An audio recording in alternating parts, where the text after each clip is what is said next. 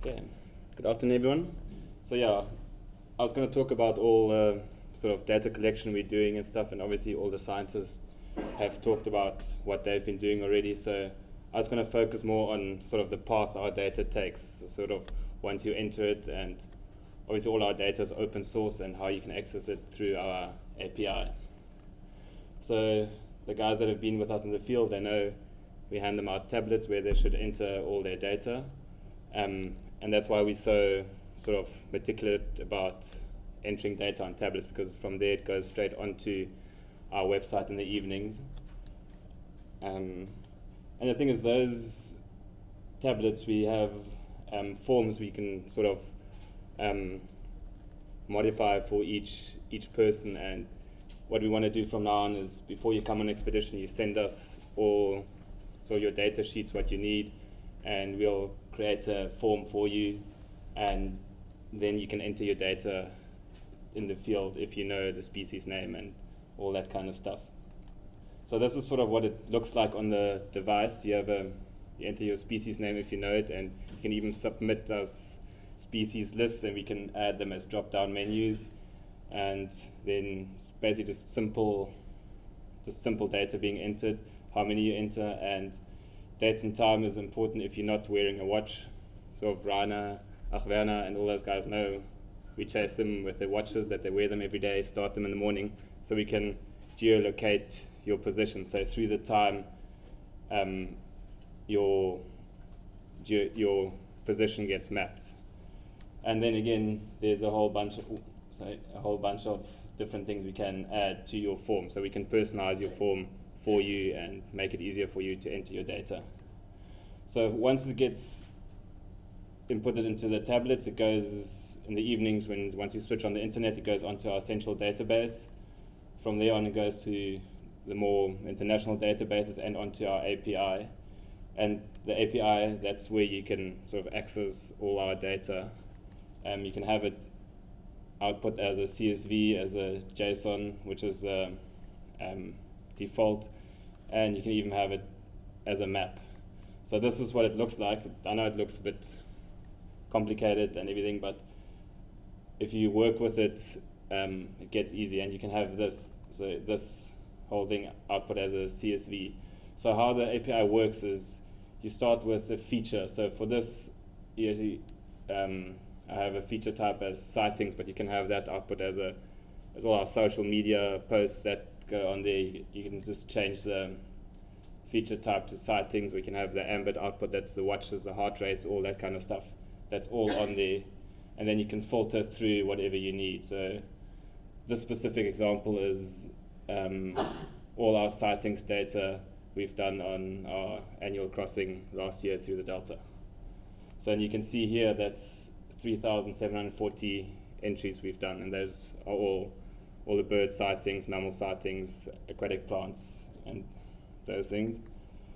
And then where this comes in handy is with this open source map software you can access, is all you need to do is you copy the URL here and paste it into here, and it outputs a map for you. It's very simple, but it's very handy if you need to create a quick map, and you can have filters on the side, and you can just manipulate it as you want. So these graphics I won't show, Steve has showed them to you. And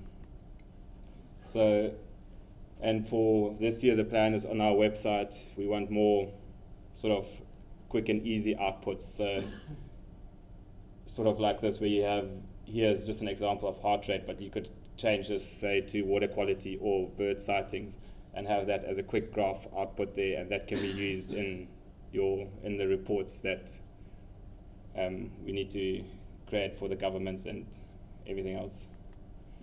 This is another graphic. You've seen this. Okay, now just so for some of the data collection that hasn't been mentioned today. So this is us doing water quality tests, and I know Helen asked what water quality measurements we do. So this device takes water temperature, conductivity, pH, RDO, RRP, and turbidity, and a few more.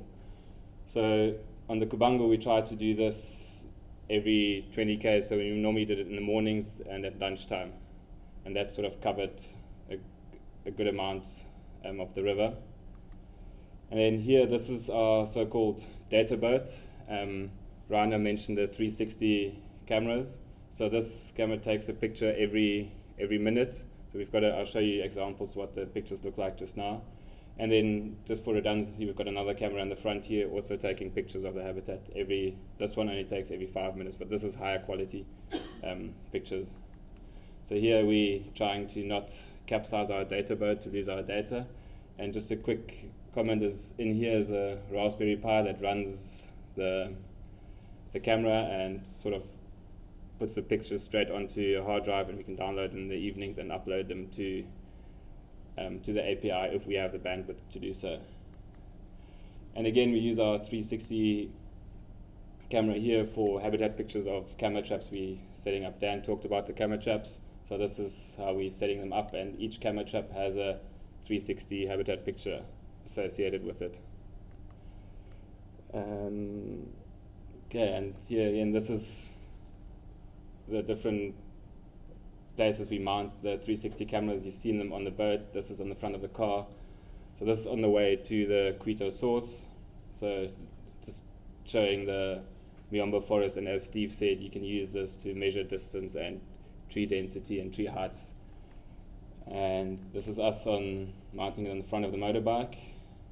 Just going again through the Miombo, seeing we can give you a great view of what it actually looks like. It's sort of a virtual transect we're trying to create. And then here, this is through the delta. And what we did in the delta is have the water quality sensor attached to the front of the boat, and that recorded water quality measurements every 10 seconds.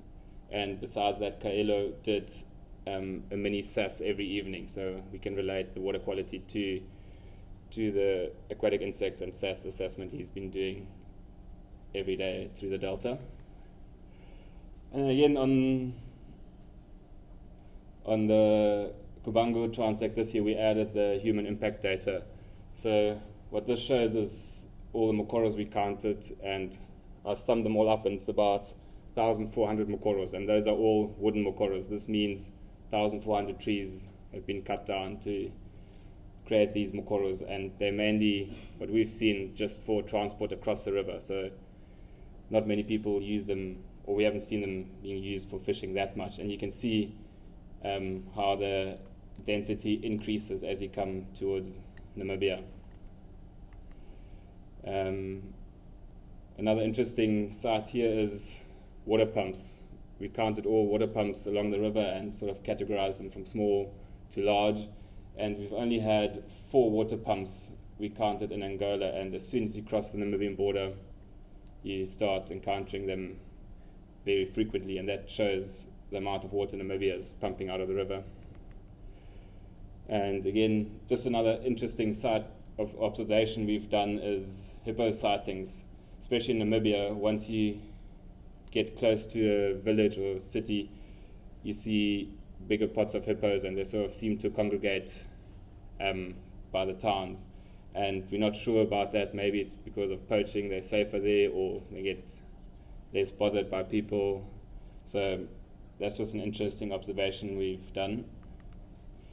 And now, just for the terrestrial insects, as everybody knows, it's not an easy task identifying insects, and especially the terrestrial insects takes some time. They're all with John Midgley at the moment, and he's told me he's sent some out to specialists, and they're busy being identified.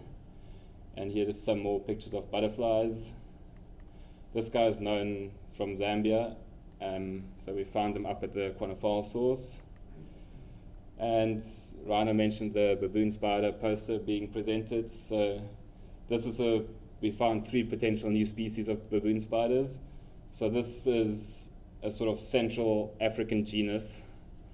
And this guy here, if you note the big horn it's got on his thorax, this is a sort of Southern African genus that just shows the ecotone in that area, so southern and northern species coming together.